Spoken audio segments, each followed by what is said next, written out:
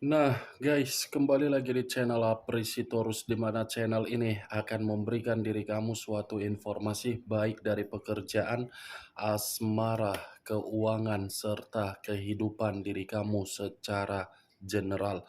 Sebelum saya memberikan suatu informasi dari berbagai aspek yang barusan saya katakan tadi, saya juga mengingatkan kepada teman-teman, informasi yang saya berikan terhadap diri kamu bukan suatu acuan untuk kamu ambil dan untuk kamu terima.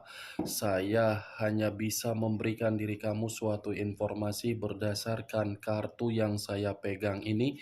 Diri kamu hanya bisa berencana terhadap kehidupan kamu, akan tetapi di balik dari informasi dan perencanaan tersebut, lagi-lagi yang menentukan adalah Sang Pencipta.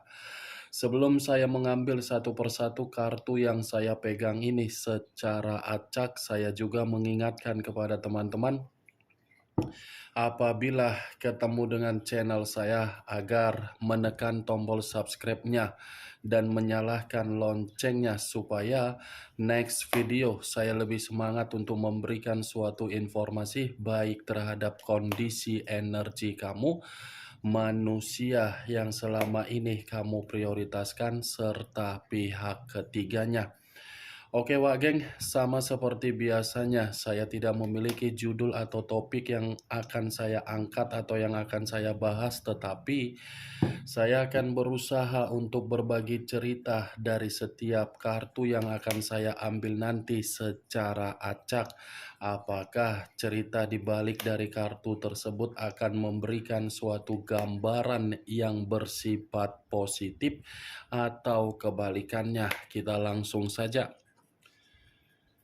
Saya akan mengambil beberapa kartu, di mana kartu yang akan saya ambil nanti bisa saja bersifat resonate, bisa saja tidak bersifat resonate. Semuanya saya kembalikan terhadap pola pemikiran kamu, semuanya saya kembalikan terhadap situasi energi yang kamu miliki untuk saat ini.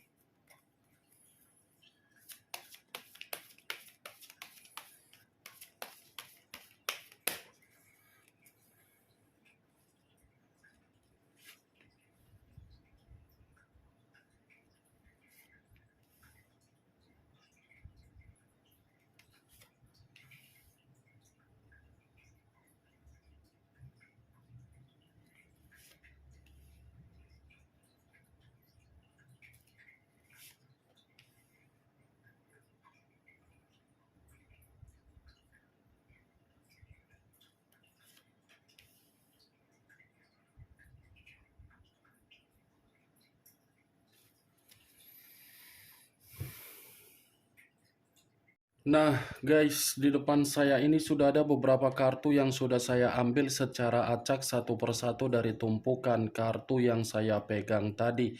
Apakah informasi atau cerita di balik dari kartu yang ada di depan saya ini akan memberikan suatu gambaran yang bersifat positif atau kebalikannya? Kita langsung terhadap kartu pertama. Muncul kartu ini. Sekali lagi saya mengatakan, muncul kartu yang saya pegang ini. Di mana kemunculan kartu yang saya pegang ini seperti memberikan suatu isyarat atau berbicara terhadap kondisi satu energi, yang dimana kondisi energi tersebut untuk saat ini saya melihat dan saya merasakan sepertinya ada satu bentuk kondisi atau ada satu bentuk pergerakan, tetapi bentuk pergerakan ini ibarat menempatkan posisi diri sendiri, tetapi ketika menempatkan posisi diri sendiri, ternyata posisi itu hanya memberikan kondisi berupa terkunci atau terjebak. Kenapa saya mengatakan terkunci dan terjebak terhadap satu energi yang saya katakan tadi? Itu semua diawali dari permainan perasaan.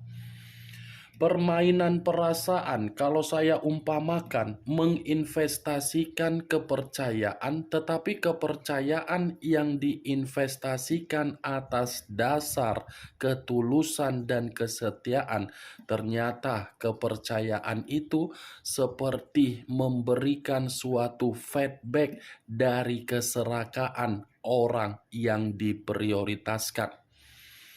Kalau kartu ini saya arahkan terhadap posisi energi yang dimiliki oleh pihak lain atau orang lain, serta mengesampingkan satu energi yang saya katakan tadi, mungkin kartu yang saya pegang ini berbicara terhadap kondisi keuangan yang dimiliki oleh pihak lain, di mana kondisi keuangan tersebut saya kategorikan dalam situasi yang begitu sangat buruk. Apa yang barusan saya katakan tadi bisa saja mengarah terhadap posisi energi kamu, dan apa yang barusan saya katakan tadi bisa saja mengarah terhadap posisi energi yang dimiliki oleh manusia yang selama ini kamu prioritaskan, tetapi pergi meninggalkan diri kamu. Akan tetapi, sebelum saya memberikan suatu informasi terhadap kemunculan kartu yang saya pegang ini, terlebih dahulu saya akan mengarah terhadap posisi energi kamu sebelum saya mengarah terhadap manusia tersebut. Sebelum saya mengarah terhadap manusia itu, terlebih dahulu saya akan mengarah terhadap diri kamu. Di mana ketika diri saya mengarah terhadap posisi energi kamu, baik secara pemikiran, perasaan, atau kondisi batin kamu, dari ketiga aspek yang barusan saya katakan tadi, kalau seandainya saya masih tetap menarik dari kata komitmen, sepertinya komitmen yang selama ini kamu jalankan itu komitmen hanya bersifat status sosial.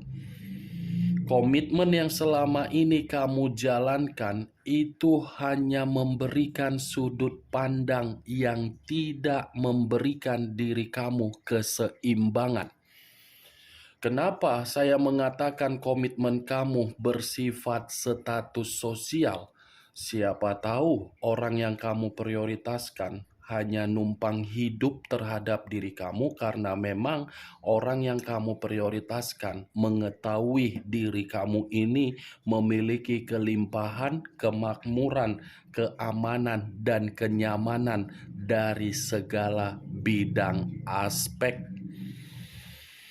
Siapa tahu manusia itu hanya numpang untuk mengangkat derajat dia. Siapa tahu manusia itu hanya menginginkan yang namanya perubahan secara mendadak.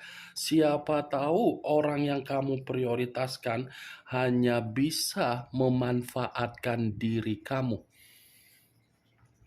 Mantap ya, hanya numpang hidup berarti manusia itu. Kamu ini terlalu baik atau terlalu pintar? Kamu yang memungut, kamu yang memelihara, kamu yang memberi, tetapi lagi-lagi tindakan kamu itu seperti menempatkan posisi kamu hanya untuk mendapatkan keserakahan dari orang yang kamu pungut.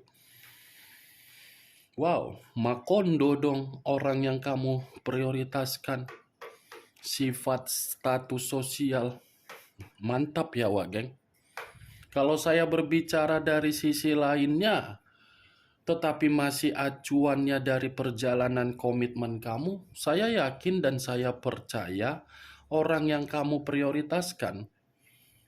Siapa tahu ya, saya tidak tahu. Lagi-lagi memang kamu yang bisa membenarkan atau tidak membenarkan. Saya hanya sekedar berbicara nyablak saja. Saya yakin dan saya percaya orang yang kamu prioritaskan ada mungkin judi online, ada mungkin suatu permainan slot, ada mungkin suatu permainan yang dimana taruhan berupa keuangan. Karena karena yang saya lihat, orang yang kamu prioritaskan kan hanya numpang hidup.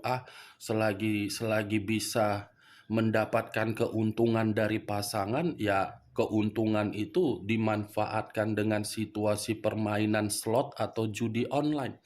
Siapa tahu ya Wak Geng, saya hanya mencoba untuk memprediksikan. Karena saya berusaha untuk menerobos dari energi kamu, lagi-lagi seperti itu yang saya dapatkan. Dan apa yang barusan saya katakan tadi, itu hanya sekedar pembuka pembuka dari posisi pergerakan energi kamu. Belum acuannya dari kartu yang saya pegang ini. Kalau acuannya dari kartu yang saya pegang ini, saya rasa kartu ini seperti berbicara dari kondisi kemanipulatifan. Ya, tidak berbeda jauh sih memang dari awal yang saya katakan tadi. Semua ujung-ujungnya akan mengatakan manusia itu serakah. Serakah. Matanya terlalu hijau ketika melihat isi dompet kamu. Matanya terlalu hijau begitu melihat isi dari ATM kamu. Matanya terlalu hijau ketika melihat bagaimana sisi keroyalan kamu. Matanya terlalu hijau ketika dia mengetahui kamu ini memiliki kelimpahan. Kartu pertama saja sudah muncul kartu King of Pentacles. Raja atau ratu yang memegang satu koin. Koin yang dipegang ini seakan-akan memiliki kewibawaan, tetapi kewibawaan yang dimiliki bukan hasil keringat, melainkan hasil dari diri kamu. Mantap, mantap. Kamu yang mengubah, tetapi manusia itu yang berbicara seakan-akan dia yang memiliki kelimpahan, kemakmuran, kestabilan, dan kesejahteraan secara keuangan. Nih dia Wak Geng, kartu pertama saja sudah keluar kartu COVID. Berarti komitmen kamu, komitmen yang berbicara mengenai apa? Keuangan. Nih, ini manusia seperti orang yang tidak sadar siapa yang mengubah dan siapa yang memberi, tetapi bisa berpenampilan seperti orang yang seakan-akan memiliki segala sesuatunya. Sombong untuk berbicara, berpenampilan terlalu elegan dan glamor, padahal yang dipakai bukan hasil keringat melainkan menggerogoti keringat orang. Berjudi online sana kemari tetapi kamu yang menyelesaikan. Kan Wak Geng, benar atau tidak dari apa yang saya katakan tadi? Numpang hidup, numpang mengangkat derajat, numpang untuk berubah nasib. Sekali-sekali boleh dong Wak Geng, aku jadi pasangan kamu. Hanya bermodalkan rayuan, hanya bermodalkan tipu daya, dapat semuanya. Ini dia Wak Geng. Selama ini kurasa kau dimanfaatkan doang. Kaunya saja yang merasa seperti di atas angin duduk sambil membawa secangkir kopi. Dia kan pasangan saya, dia kan ini, dia kan itu. Padahal di balik itu kamu tidak tahu bagaimana strategi dia. Nih, coba kamu bayangkan saja kalau memang dia dari segi penampilan lebih memperhatikan ibarat orang yang parlente, berarti sudah jelas dari situ apa tujuan dia datang di dalam kehidupan kamu. Kalaupun sekalipun hubungan itu sudah ada hubungan pernikahan, belum tentu pernikahan itu jangka panjang. Itu yang saya lihat. Tetapi yang lebih parahnya Wak Geng, ketika kau hubungan LDR, kau capek-capek di luaran sana kerja yang kau hasilkan bukan kau yang menikmati. tetapi orang lain. Pedih nggak seperti itu? Pahit nggak seperti itu? Perih kan? Terluka kan? Itulah dia. Itu dia. Apalagi kalau pacaran. Pacaran yang belum tentu ada kepastian, kejelasan. Kau yang selalu membayari, kau yang membelikan manusia itu skincare, kau yang memberikan manusia itu parfum, kau yang memberikan kemewahan. Mantap kali pacaran kau itu. Masih pacaran kau sudah memberi kemewahan, apalagi nanti sudah berumah tangga. Ya, siap-siaplah kau harus memberikan manusia yang kau prioritaskan sebagai pacaran kau itu membanting kepala kau agar kepala kau berpikir untuk memberikan biaya hidup yang terlalu mewah. Nih dia wak geng, King of Petengkles. Seakan-akan dia ini yang memiliki kemakmuran, tetapi kebalikannya. Kalau saya mengarahkan kartu ini terhadap posisi energi manusia tersebut, ya lagi-lagi kartu ini mengatakan sisi keborosan dia. Sisi keborosan, tetapi sebelum menghabiskan keborosan tersebut, ini manusia memanfaatkan diri kamu, tetapi ketika memanfaatkan, dia pergi terhadap orang lain. Entah jangan-jangan kau selama ini ditipu. Dia bersekongkol terhadap orang lain agar orang lain memanfaatkan dia, dia memanfaatkan kamu, dia happy-happy di luaran sana. Nih dia wageng. Kemunculan kartu yang saya pegang ini, memang di awal perkataan saya tadi saya mengatakan posisi energi kamu. Tetapi yang ingin saya bahas bukan mengenai energi kamu secara 100%, yang ingin saya bahas adalah manusia si teletabis tersebut. Manusia si teletabis, si tepung terigu, tepung tapioka, mangkuk tepung. Tadi kan sudah saya katakan satu sinyal. Keborosan dia berdampak apa? Buruk di dalam keuangan dia. Buruk dalam arti apa? Karena manusia ini kan lebih enak bersenang-senang. Lebih enak berhappy-happy. Tidak memperdulikan bagaimana tanggapan orang, tidak memperdulikan bagaimana situasi kesehatan, walaupun kondisi kesehatan lagi terganggu, setidaknya kesenangan itu harus tetap berjalan. Itu satu sinyal apakah kartu berikutnya akan mendukung kartu ini atau kebalikannya. Muncul kartu Ten of Wands. Terdiri dari 10 tongkat. Kalau saya mencoba untuk menarik satu tongkat dari ke-10 tongkat yang barusan saya katakan, bisa saja satu tongkat ini masih mengarah terhadap diri kamu tetapi tidak terlalu mendominasi. Kalaupun saya mengarahkan satu tongkat itu terhadap diri kamu, saya rasa akibat dari keserakahan dia, kondisi kamu untuk saat ini penuh dengan beban kan? Kan, Wak Geng? Entah jangan-jangan ketika kamu bersama dengan diri dia, sebenarnya kau itu sudah merasa tertekan. Sebenarnya diri kau itu sudah merasa ada beban secara mental, tetapi mental itu lebih mendominasi terhadap keuangan. Tetapi apa yang kamu rasakan, kamu tidak bisa untuk meluapkan emosi karena memang kamu terpengaruh terhadap kondisi perasaan kamu. Sebenarnya kamu menyadari keuangan kamu itu habis demi manusia itu. Tetapi ya mau tidak mau, situasinya kan yang berbicara. Kalau saya kembali untuk membahas manusia tersebut, keluarnya kartu kedua, tingkat keborosan dia memaksakan diri dia di dalam posisi agar manusia ini merasa dipaksa. Itu dia risikonya. Demi kesenangan, memaksakan diri, berupaya, berusaha untuk mencari berbagai cara, walaupun caranya secara ilegal atau memanipulatif orang demi kesenangan. Nih lawak geng, manusia tersebut cocok kau rasa. Lebih baik kan manusia itu pergi kan?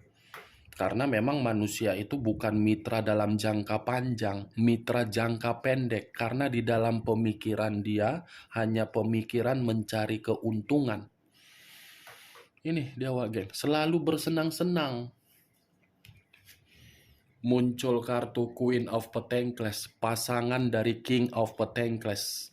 Saya tidak tahu apakah ini suatu bentuk sinyal atau mungkin suatu bentuk pemberitahuan terhadap diri kamu.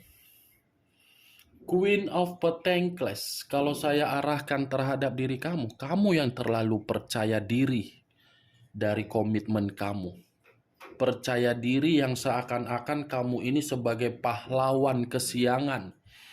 Avenger menolong, tetapi apa yang kamu tolong lagi-lagi tidak membuat diri kamu merasa bebas, tidak bisa membuat diri kamu merasa seperti orang yang memiliki wibawa, karisma secara kemakmuran ataupun kesejahteraan. Saya mengakui diri kamu ini tipikal orang yang tidak tegaan. Tetapi tipikal kamu yang tidak tegaan, apakah saat ini ada manfaatnya? Tidak salah untuk tidak tegaan terhadap orang lain, tetapi kembali kebaikan kamu dimanfaatkan. Nih, Queen, pasangan dari King. Kalau saya kembali terhadap posisi energi manusia tersebut, kartu Queen of Pentacles seperti memberikan suatu gambaran yang dimana posisi manusia tersebut pun seperti dalam posisi yang bisa saya kategorikan sebagai seseorang yang hanya bisa, apa ya yang ingin saya katakan Wak Geng? Karena ini kartu berbicara mengenai keuangan. Ya, bisa sajalah saya kategorikan keserakahan dia ini berdampak buruk terhadap diri dia karena memang ini manusia terlalu egois untuk menempatkan posisi finansial dia di dalam posisi yang tidak baik. Muncul kartu Seven of Pentacles. Wow, lagi-lagi kartu koin yang keluar. Ada apa ini dengan koin? Koin. Kalau saya mencoba menarik satu koin dari ketujuh koin yang barusan saya katakan, satu koin yang saya tarik ini seperti memberikan suatu gambaran tingkat keborosan dia membuat manusia ini penuh dengan kegagalan. Kegagalan yang dia rasakan karena memang ini manusia egois untuk bersenang-senang membuat posisi diri dia sedang menangis. Muncul kartu The Chariot. Unsur air berlambangkan 3 zodiak, Pisces, Cancer, dan Scorpio.